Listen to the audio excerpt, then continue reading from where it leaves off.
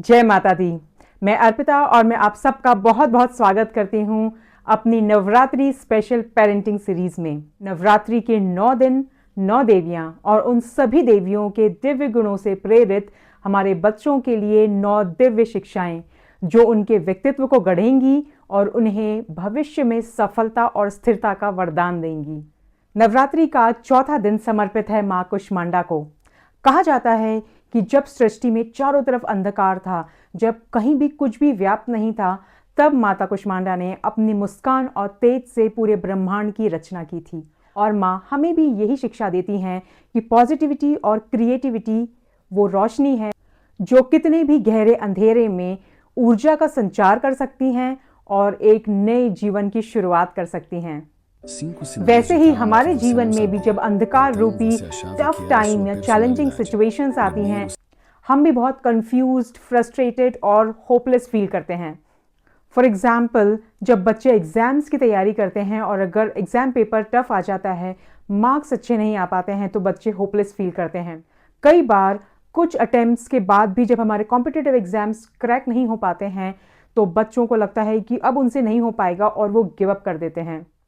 यही वो मोमेंट्स होते हैं जब बच्चे अपने गोल्स, सपने और कॉन्फिडेंस से दूर जाने लगते हैं। लेकिन अगर बच्चे होपलेस होने के बजाय अगर थोड़ी पॉजिटिविटी और होप रखें, चीज़ों को नए और अलग अलग तरीके से करने की कोशिश करें और हर बार गिरने के बाद अगर बाउंस बैक करना सीख सकें, तो धीरे धीरे चीज़ें सेटल होना चालू हो जाएंगी और हमारा माइंडसेट भी नेवर गिव अप वाले मोड में शिफ्ट हो जाएगा। न्यूरोसाइंस भी कहता है कि प्रॉब्लम्स और चैलेंजिंग सिचुएशंस बच्चों के लिए ब्रेन जिम का काम करती हैं।